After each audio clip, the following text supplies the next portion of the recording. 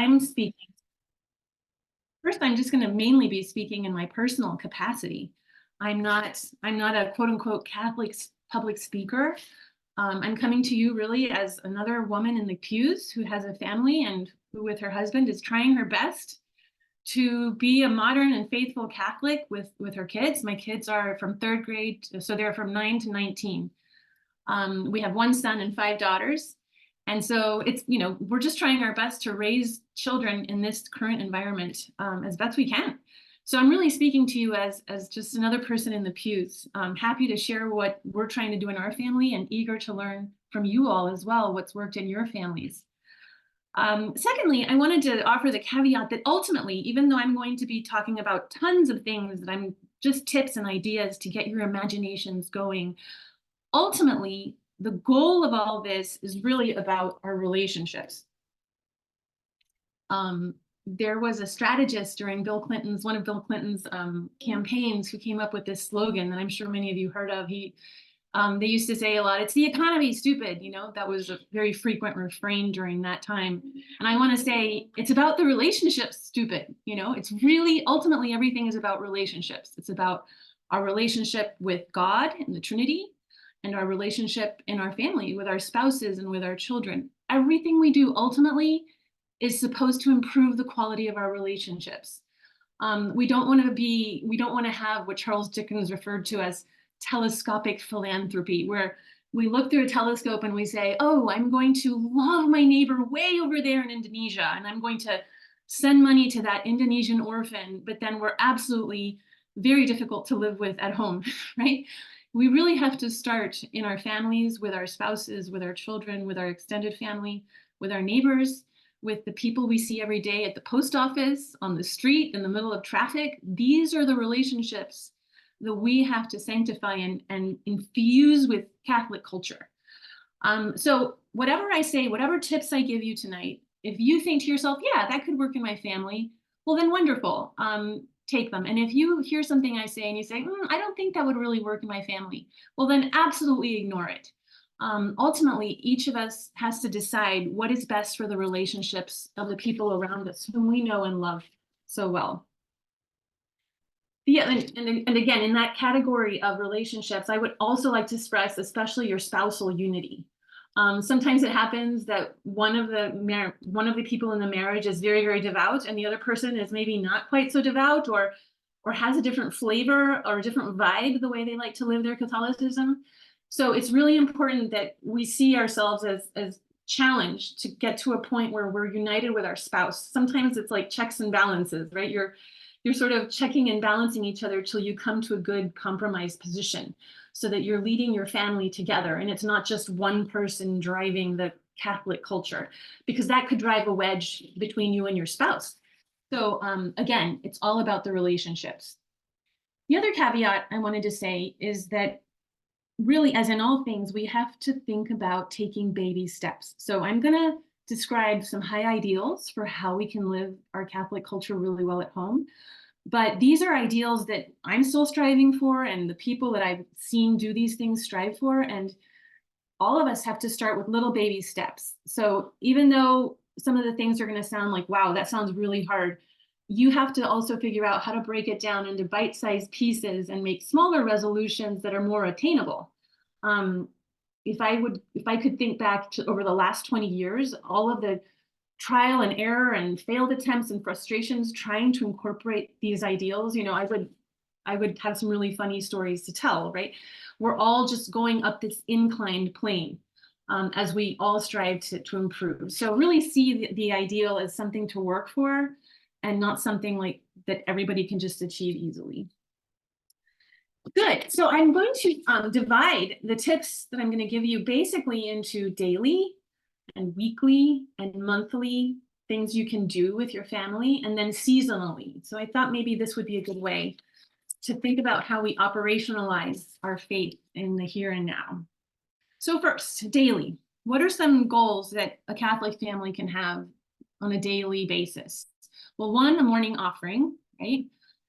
2, a midday saying the Angelus prayer, especially on weekends, because I know a lot of families aren't together during the week, but especially on weekends, do the Angelus. every day have family dinner, which I really consider to be a very Catholic thing to do. And finally, bedtime prayers. So let's talk about the morning offering. So when kids are very little, you can keep it very simple. The prayer that I say with my kids, maybe we're having breakfast or whatever, I say, okay, guys, let's thank you, Jesus, for this day. Help me to be good today. That's how simple it is. And the kids, when they're very little, they memorize that line, and we just give thanks during breakfast or when we're blessing the table or whatever. As they get older, oh, I'm sorry, and here's a morning offering that I got from the internet. It's much more complicated, right? There are some beautiful Catholic prayers out there. I've always found that since we're always rushed in the mornings, I have to keep it very simple, but you can, of course, recite and memorize some beautiful Catholic prayers too. As the kids get older, maybe you're driving them to school. I don't know about you guys, but my family life on school mornings is absolutely chaotic. And unfortunately, thinking about offering the day is not the first thing that comes to our mind. It's mainly getting to school on time. And so usually what happens is that once everybody's finally thrown into the car or on our way to the bus stop, I take a deep breath and I say, okay, let's thank the Lord for the day. And this is the prayer we say. We usually say it in Spanish, but the translation is, I thank you, Lord, for this new day, which you give me to know you, to love you, and to serve you by knowing, loving, and serving others, right? So again, it's another very simple prayer that really kind of gets our mind on the right track for the entire day. Like, this is the purpose of this day, to know, love, and serve God, and know, love, and serve other people too. So that's the morning offering. The Angelus, of course, is a very traditional prayer in the Catholic Church. It's how we commemorate the moment when the angel Gabriel came to visit the Virgin Mary to ask her if she would be the mother of Christ. And we don't know exactly what time of day that happened, but noon is the time when most people say it. I know that in other times it used to be at the end of the day, or maybe somebody's an expert in that, and there are other times of the day you can say it too, but noontime, there are usually noon bells in certain towns, and a lot of people just drop what they're doing and they'll say the Angelus. I was always moved as a child that my mother would just stop what she was doing and she would walk over to the painting of Our Lady of Guadalupe, which we had in our house, and she would just quietly say the Angelus. And sometimes she would invite us to say it with us, and sometimes she would just do it on her own. It was just a moment of remembering that moment. So that too is so beautiful. Family dinner. So really, family dinner is such an important time on a human level, right? It's the time of the day when all of us who are in the house try to come together to eat. It's very important for building family intimacy and family friendship that we really take the time. In our modern days, they're so frenetic. We're often running here and there, and sometimes we don't see one of our household family members until dinner time, right? So it's so important that we have a time, and it might change due to schedules. One night it's at 6, and other times it's 7, but to really make an effort to try to have this time. Of course, we pray, you bless the table all together, but also I think it's great to just work toward great quality conversations with each other, asking each other about their day, what's worrying people. It's where we show true concern for the family members, right? It's a really blessed time. Of course, in America today, actually, it's not so bad. I was looking up statistics on how many people sit down for family dinner. So this is of the demographic that is not living alone. So people who are living with families, 29% eat every day, 23% eat 4 to 6 times a week, and then 16% 2 to 3 times a week, and then the rest even less. Now, other generations will probably look at this and say, that's terrible. With Generation Z is now the most exempt, like they don't eat family dinner. So with every generation, family dinner has become less and less common. People are eating by themselves in their rooms, watching television. And this is really a major lost opportunity to spend time together. So I really encourage you to see family dinner as an opportunity to really encounter Christ in your children and in your spouse. Of course, there are all sorts of scientific studies that show that family dinner is correlated with all sorts of mental health benefits, academic benefits, children's vocabulary gets better, even physical benefits, kids learn to eat better. So aside from like the scores of benefits associated with just having family dinner, I also think and it's spiritual. It's an opportunity for a deeply spiritual experience because we are eating together, right? It's like our Lord's table in the domestic church.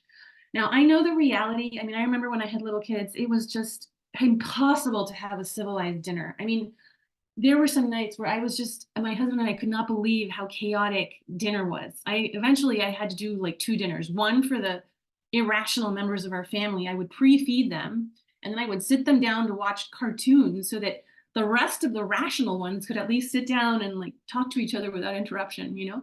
So you might have to get creative so that you can fight for family dinner. But it's really, really worth doing. And finally, family prayers. So we come to the end of the day, and this is another moment when everybody who's at home should drop what they're doing, because we're all going to pray together for 2 or 3 minutes. And of course, when kids are in high school, they're stressed out about their homework and this and that. So it takes a lot of temperance sometimes to put down your studies and go to that room where everybody's going to pray together. In my household, we all pray around mom and dad's bed. So we just kneel around the bed and we all face each other. And just like this father and son are doing, we all just bow our heads and we start talking. We usually begin by like, anybody have any special intentions or anything that's worrying you? And sometimes that will just kick off a whole conversation. I mean, it takes us like 5 to 10 minutes to actually pray because we're starting to have another get together, just kneeling there, which is kind of beautiful. But then, you know, some kids will be like, oh, no, please, I have to get back to my homework. Like, can we just pray and get it over with, you know? But you can ask kids for their intentions, anything worrying them. During different seasons, you can change up the prayers. So during May, you can focus a lot on Our Lady, or maybe even sing a song together. Try to keep it super short, like short and sweet and powerful, I think is the key at the end of the day. You can just do 3 Hail Marys or a prayer to St. Michael. Sometimes I do an examination of conscience. So sometimes I'll just say, okay, guys, let's take a minute and think about what we did that was good today. And then silence. And then, okay, what did we do that was not so good today? And then silence. And then I say, okay, so now we just ask our Lord we apologize to God for what we didn't do well and ask him for the grace to do better tomorrow. Another feature of our nighttime prayers is that my husband and my son usually lead the rest of us, all the women, in prayers. And the reason I do this, or the reason I asked my husband and my son to do this from many years ago, is because I want all the girls in our family to get used to men leading us in prayer. The priests are male, the deacons are male. I think that's a very beautiful thing. I think the Lord knew what he was doing when he picked all men to be the apostles. Women have many wonderful roles in the church. But I just want to convey to my daughters that it's okay if the men lead us in prayer. And I also think it's important because my husband is very new to the faith. And my son feels like the minority in the house. And so it's also a way to sort of give my husband and my son a platform to lead us, right? I just think it's good. It's just been a good day for us. You don't have to do that, obviously, but that's how we do it. Good. So now let's turn to some weekly things that we can do in the family. So here I would really highlight the Rosary and Sunday Mass. So in addition to all these daily things, on Saturday and Sunday, you can also add maybe a Rosary and of course, Mass, because Mass is a serious obligation, right? So the Rosary is such a beautiful tradition. In our household, we usually sit down after dinner. We try to do it on Saturdays. It doesn't always work out, especially because my kids travel for sports a lot. But whenever we can, we try to sit down for family rosary, and we announce the mystery, and then we always offer up an intention. So we're praying for X friend who has stage 4 cancer, or whatever it is, and then we say that mystery all together. And each child takes turns leading the mystery. So everybody takes turn leading the rosary. Sometimes when we're in a real rush, we say a speed rosary, which is basically just we say the mystery and we do an Our Father 3 Hail Marys and a glory, and then or even a faster speed rosary if we're really pressed for time. Why? Because, and sometimes I'll just suggest a speed rosary when I feel like the mood isn't, when people might groan if I say, let's say the rosary. So sometimes I think saying just a speed rosary is more realistic for my crowd. And I'm hoping Our Lady doesn't mind that little shortcut, but at least we get something in, right? Good.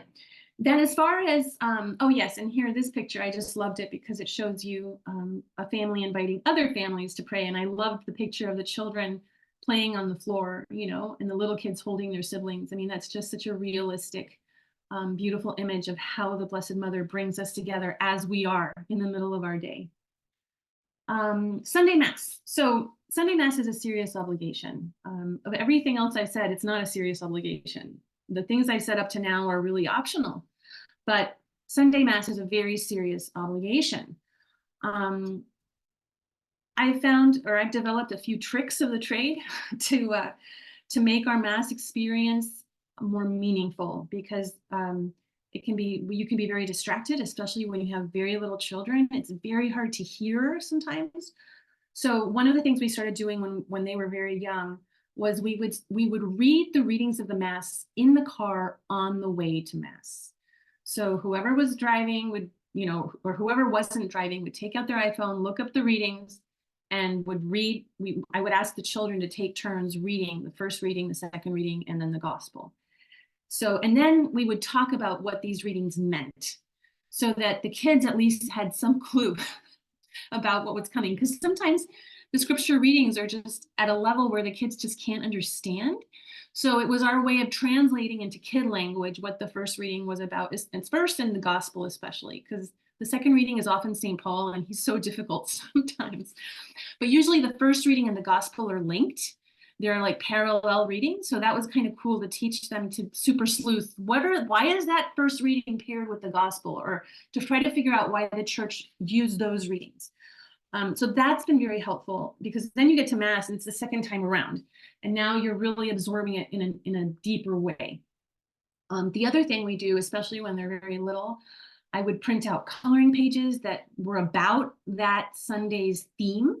So the Good Shepherd or the 10 Commandments or whatever. So the kids had something to do during the sermon in particular. Books, not just any books, books of saints. We had a special bag that had materials for Sunday Mass for the little ones, because I just knew that they were going to need a little extra help to hang in there and pay attention. And now that the children are older, we still say the readings on the way to Mass, but the commentary that we get in the car is so much more interesting, right? Because now the kids have been doing this for several years, and so they have their own opinions about what the readings meant. And so the conversations we have in the car can be really cool. It's like catechesis in the car, right? I do want to say one thing about sports, Sunday sports, because so many of us families who have athletic children, we struggle a lot getting to Sunday Mass, because so many matches are Sunday morning. And often I have 2 kids on travel teams right now, and the tournaments, sometimes you have to go to another state or whatever to participate in these tournaments that start at Sunday at 8 and they finish Sunday at 5, right? And so it can be really hard sometimes to get to Mass. But I have to say, Catholic churches provide us with so many options. I mean, you can go Saturday night, and there's usually, I don't know, 4 or 5, maybe even 6 options on Sunday, depending on what church you go to, right? So it's really a matter of priority. It's really a matter of fortitude and saying, this is really important. Getting to Mass is important. We have to witness to our kids that, yeah, even though you're in whatever state final tournament, getting to Mass in Timbuktu is still important. And you might have to miss the team, I don't know, pool hangout in the hotel because we're going to go to Mass. But going to Mass is more important than bonding with the team you're going to be with for the other 2 days. So it really is about being very, very clear with our children, exerting clear leadership, and being very well organized. You can make it happen. It's a matter of priorities. When I talk to the kids about the importance of Mass, I tell them that we're trying to form them like a well-made stool. They need to be great athletes. They also need to be great Catholic ladies and gents. and they also need to be great scholars. So those are like the 3 legs of the formation that we're trying to give our kids. So if we focus too much on athletics or on music or on dance or performing arts, but we neglect academics or we neglect Catholic formation, we are forming a kid that's not well balanced, right? So I tell them that all the time to help them understand why we're insisting on mass or why we're doing this, because this is the kind of well-rounded child we're raising you to be. And that usually placates them more or less. Okay, let's talk a little bit about monthly. So, and here I would really just propose 3 things. So confession, a catechism class, and a service outing. Now I say monthly because this is, if you try to do these things once a month, you're probably going to get to them like 6 times a year. That's the reality, right? It's hard to do all these things every month, but it's like a goal that I try to set. So first of all, confession. Oh my goodness, confession is like a mother's best friend because it really helps you raise children who can take more personal accountability for their behavior. It helps awaken agency in our kids, that they are ultimately responsible for their lives. Even if confession were simply a psychological thing, even let's imagine there were no graces attached to this. Even if it was just something that the church invented, just as a psychological mechanism, it would be so valuable for mothers to take their kids, examine their behavior, and have them say to somebody what they did wrong and apologize for it. It's just a wonderful habit for any child to have. So what I do with the kids is I say to them, well, first of all, I find a priest who's kid friendly, because some priests are really great with kids and others maybe not so much, which is fine. Different priests have different gifts. So I try to find a priest that's really going to be great with kids. I tell my kids, and they know this already, every time we go to confession, we go out for ice cream after. Ice cream, or we go to the new cookie store, or I get them some really great treat, okay? That always helps motivate the children. Then in the car ride to confession, I have somebody download a children's examination of conscience, or if they're teenagers, a young adult examination of conscience. And everybody has their little piece of paper and their pencil, and somebody reads it out loud, and I just say to them, write down 3 things, just 3 things, So we read the examination, they write down their 3 things on the piece of paper. Then I say to them, okay, we have to be really sorry for those things. We really have to have contrition, right? We're not just robots saying what we did wrong. We really have to try to be better. Then we practice the act of contrition, because that's usually the hang up for some of the newer confession kids, right? So we practice the act of contrition, and we go through the rubric in case any of them have forgotten exactly what they're supposed to say. And so we go to confession, and then we go get ice cream with sprinkles or whatever they want, and it has made confession a really beautiful thing. My kids love it. So that's one thing you can do. And just to stress that it's really about teaching them that Christ is there in the confessional with them, right?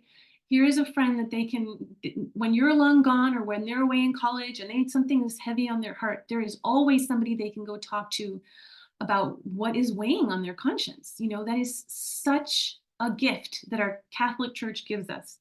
And we just have to impart that to our kids. Good. The next thing I recommend we try to do once a month is family catechesis. And here I really am taking a page from my parents' example. As a kid, my immigrant Mexican parents had a little Baltimore catechism, and in my mother's broken English, she would recite to us like the Q&A from the Baltimore Catechism. And I was always really moved. I mean, as a child, I didn't always love it, but as I grew older, I really appreciated how well they formed me. Just like one Sunday a month, sitting down with me on the couch. With my own kids, I did do what my parents did. I bought the Baltimore Catechism, St. Joseph Baltimore Catechism. I've seen other series, but I really like the kind of bare bones, back to the basics kind of format of these catechisms. So the one on the left is for elementary school kids, and the one on the right is part 2. It's for a little bit older children. And it's just great curricula, and then you can just embellish it the way you develop it. But it's a good teaching plan. So try to do that, especially when they're elementary and middle school. And then once they get older, I would say that once a month you try to have what I would call philosophy of life chats, right? So you're trying to impart to your kids really a moral worldview that is Catholic, but also just universal, natural law based, common sense wisdom, hard earned teachings that you have learned in your life. Really, the wisdom that you wish your parents had passed along to you. To take time in your schedule to think about what you want to say to your kid. Maybe you read something in the news and you're just like, oh, I should talk to so and so about this on Sunday. And you set it aside. You make a pile of the topics you want to talk about. There are certain, these are the main categories that I talk to my high schoolers about. I would say religion and science. So is evolution, do we believe in evolution? Various technological breakthroughs. My kids will sometimes have questions about what the church permits or doesn't. We talk about the virtues regularly. So what are the virtues? And how can we grow in the many virtues that exist so that we become excellent human beings? Sexuality, so everything having to do with our proper identity. Am I a male or female? What am I? How do I know what I am? How do I deal with sexual feelings? How do I deal with the behavior of my peers at school? What's all this about LGBTQ labels? What does the church say about all this, everything that Pride Month is about? So all these questions about sexuality, that you have a place to talk to your kids about all of this at home. And I also occasionally do apologetics too, which is really the defense of the faith. Like, why do we believe what we believe? Like, Protestants accuse us of X, Y, and Z. So how do we answer that, So some of the resources I like for the virtue, I really love this book by David Isaacs. He has a ton of virtues in this book, and he breaks it down by age, what age you can work on a particular virtue with the kid, and great talking points so that you can really analyze what the virtues are and teach your kids to be just good individuals, right? Like, we're all trying to be good people. For sexuality, I'm going to put a plug in for the organization that I help to run. It's called Canavox. And here we talk about all sorts of topics related to the hookup culture and what marriage is and how to deal with the culture of pornography and why cohabitation is not a good idea on a pragmatic level as well as on a moral level. What do we think about same-sex marriage? What about same-sex parenting? What about the transgender issue? What about religious freedom? So there's all these issues that are sort of orbiting the topic of sexuality right now. And Canavox is here for you. It's not Catholic based, it's natural law based. And we work with people of many different faith traditions to educate ourselves in kind of common sense, traditional morality around these issues. And we also give parents advice on how to talk to your kids about these issues so that they're hearing it from you first and not somebody else who has very different ideas from you and your spouse. I also love Catholic answers for anything having to do with apologetics. So if my kids come home and they're like, well, I was hanging out with my best friend and she's Protestant and she says we worship Mary. I don't know what to say to her, so if you have any doubts, you can also go on Catholic Answers and just put the question and get great answers from these Catholic experts. And finally, in the monthly, you try to do a service outing a month. This is a wonderful way to really practice the works of mercy. So you can even go to a nursing home or a soup kitchen, or simply be aware of neighborhood needs. Maybe there's an elderly person who needs her dog walked, or somebody who needs a visit, or whatever, to really encourage children to have a big heart in caring and serving others. Because it's not just about forming their minds, it's also about forming their hearts, that they'll be generous human beings. Here we have some great kids who helped start the soup kitchen thing. Okay, so I'll just go through this quickly. But I just wanted to talk about a few seasonal things that happen. And this will depend perhaps a lot on your family's cultural tradition. Maybe some of you are Irish, others are Latin American or Mexican. And so you have kind of like your favorite saints or whatever. But it's so great to pepper your family life with particular feast days and focus on special meals for any particular saint that you have a great devotion to, and invent things as you go, right? A lot of my parenting life, I'm sort of trying to fake it till I make it. Um, I'm trying to do things that I never saw my parents do, but I'm quite trying to do extra for my kids that I think will benefit them. So sometimes you kind of have to just figure it out as you go along. But let's think a little bit about Lent, which is, of course, what we're in the middle of. So Lent is a great time to do the Stations of the Cross with kids. You might not be able to get to a church on a Friday, but even if you just sit in your living room and flip through the pages and do some of it, or do a speed Stations of the Cross, meet your children where they are, right? And you really are trying to open their eyes to this new awareness of the sacrifice that Christ made for us. Our churches around here do living Stations of the Cross or mime Stations of the Cross. I love taking my children to parishes where other children are doing these things, because sometimes just it's positive peer influence, right? So try to expose your kids to these kinds of things. And then when it comes to the Triduum, you know, this is one of the most dramatic weekends of the whole year, right? So I think it's wonderful to try to have our whole family get sort of immersed in the drama of these 3 days, starting with Holy Thursday. So one of the things that I eventually started doing, partly to help my younger kids who found the services long and really hard to stay focused, and one of them once passed out from the incense, and it's like reality, right?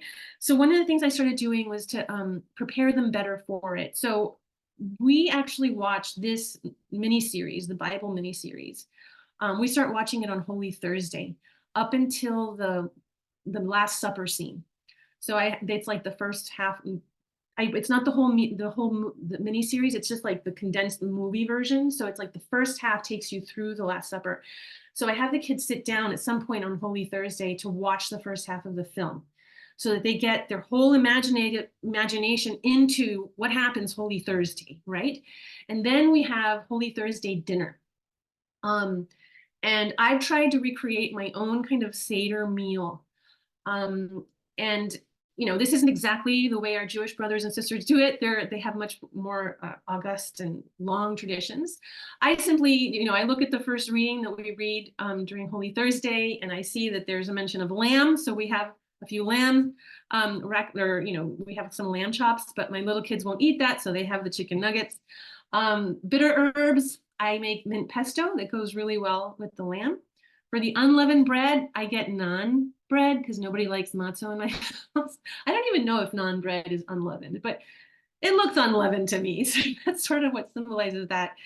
And we have the red wine for my husband and I, and the grape juice. So this is the way we do our Seder meal, and then we head over to Mass. So with that backdrop, the children are much more able to enter, and all of us really, I mean, it helps all of us, not just the kids, enter into the real theater that is Holy Thursday Mass, right? It's just such a wonderful, it's probably my favorite Mass of the year. Good Friday is a very solemn day in our home. We don't do any kind of silly games, or, it's a day of prayer and fasting. I do allow them to watch the rest of the Bible movie, because it takes us through the Passion, and it's not as violent as Mel Gibson's Passion. So this is kind of like the sweet spot for my kids. It's like the Goldilocks zone of the Passion, because it still leaves quite an impact, but my 7 and 8-year-olds have been able to watch it. Use parental discretion here. Some kids are very sensitive and they might not be able to, but I have generally thought it good for my youngest children to watch the Passion and cry, because it hits them. It really hits them how our Lord suffered for us. And I want them to feel that, and it also makes the Easter joy all the more real for them. So we watch that as a family. And Good Friday service, some of us go. Usually the youngest ones don't have the stamina, and it's not a day of obligation, so I don't make them go.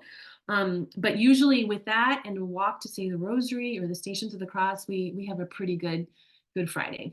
And of course, Easter. Now in our family, Easter is after the Easter services in the morning, we have all sorts of extended family that come over, and most of them are not Catholic. So Our Easter day is actually pretty secular. And when I was young and married, I didn't like that very much. It kind of frustrated me. But now that I'm older, I realize it's about the relationships. It really is. And if if I can open my Catholic doors to all these non-Catholics in my family and just have a happy Easter where we at least say some prayers before we start eating and everybody just listens quietly, that's a good enough Easter, right? You have to be open to these compromises in family life. And then we just pig out on the chocolate and everything else. Good. So other feasts that I see around me, one of my colleagues at work does a beautiful St. Joseph's altar on March 19th, which is one of the highlights of my year.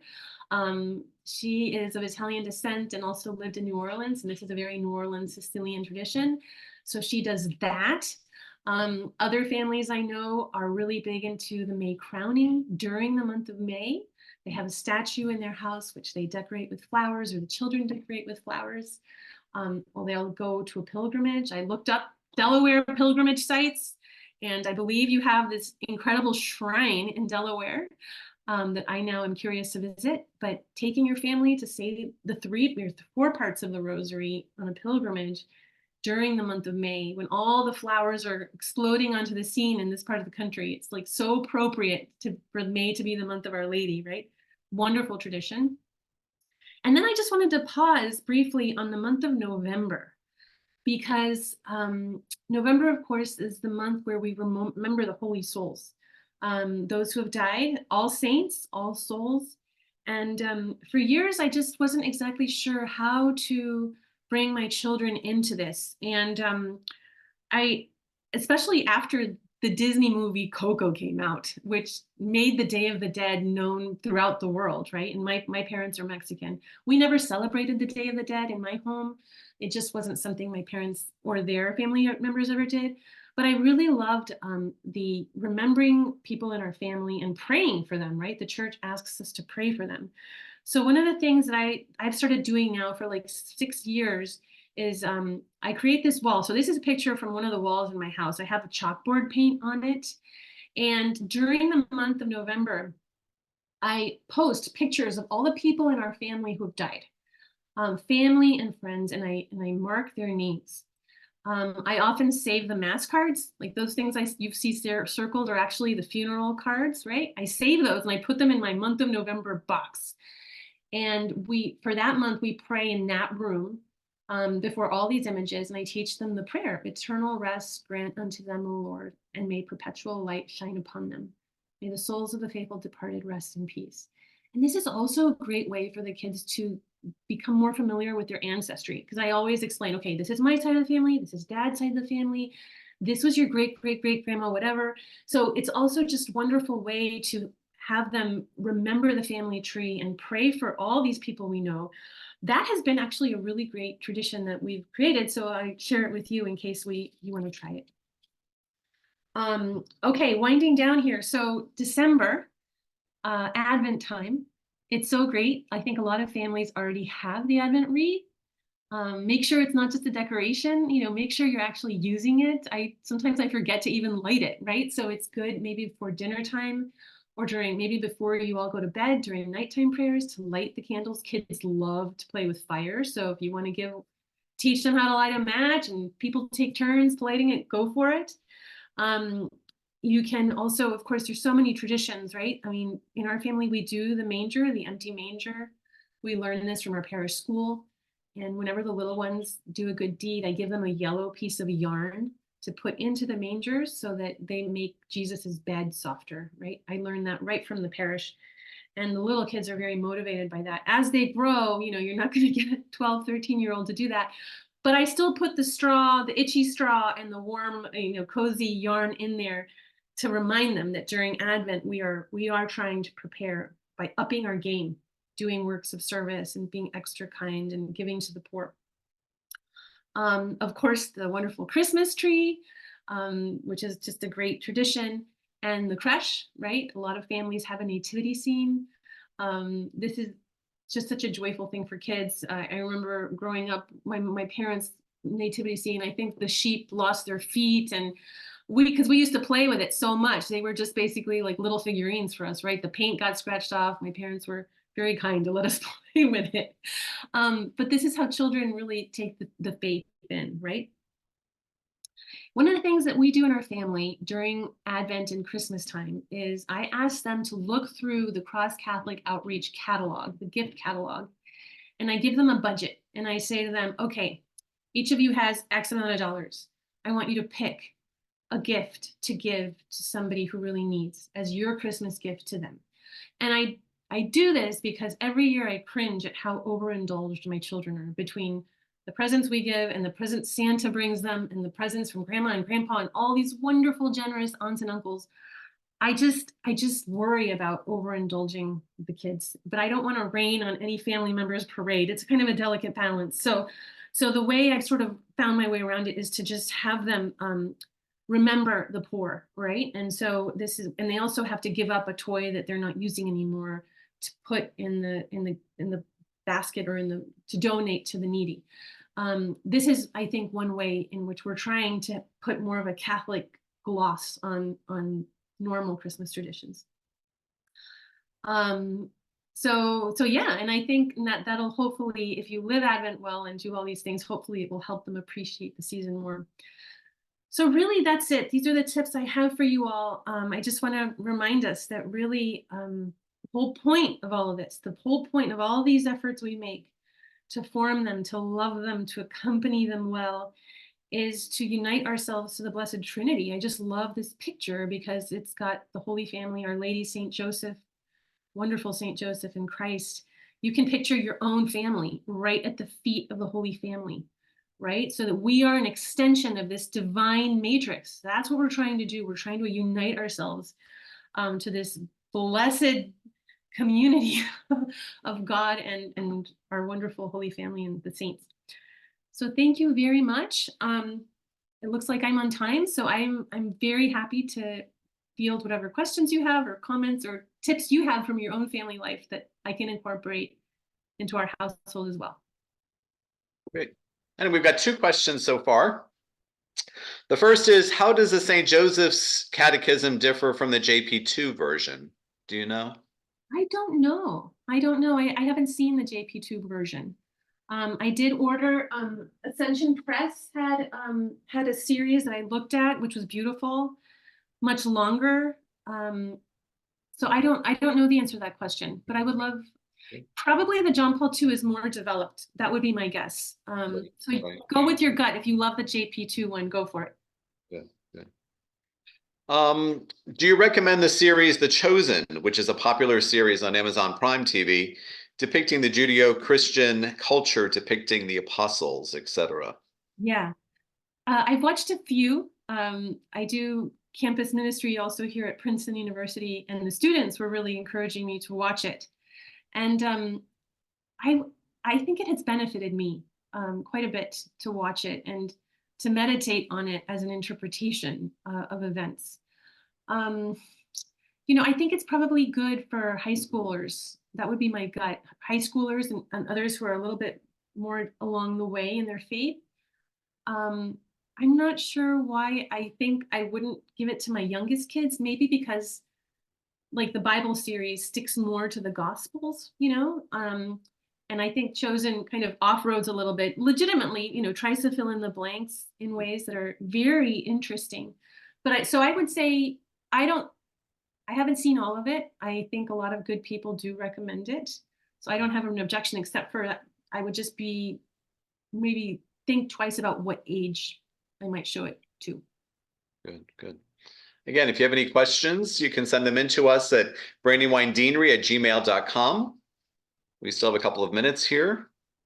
You talked about prayer and praying with your family, and unfortunately, I have no children, I have no spouse, but I do have a little dog, and every day before she eats her meals, we do grace. She helps her pause, and we do blessing, and then she knows that at that point, she can have her meal. So that's so wonderful. Yeah, so that's what I share to my own little family here. Yeah, I should consider doing that with our dog. I wonder.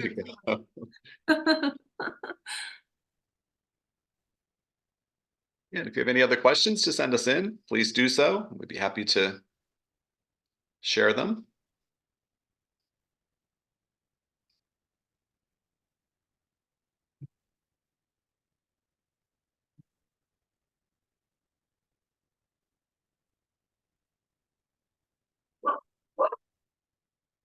Oh, there's somebody's little dog. My dog. Mhm.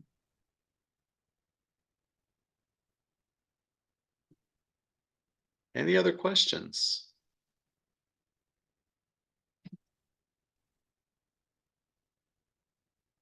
Okay, good. We have no further questions. So, Dr. Samuel, thank you for your sharing your thoughts and giving us some opportunities to continue to deepen our own faith within our families. It has truly been a wonderful evening to have you with us. Pleasure. I'd like to Thank remind you. everyone that our next speaker will be next Wednesday, March 20th. It is Dr. Anna Moreland from Villanova University, and her topic will be Finding Faith on Campus. All of our speakers to date have agreed to allow us to record their talks, and these talks are available on St. Joseph's on the Brandywine's website and the Church of the Holy Child website. So you can go back and to see any of those.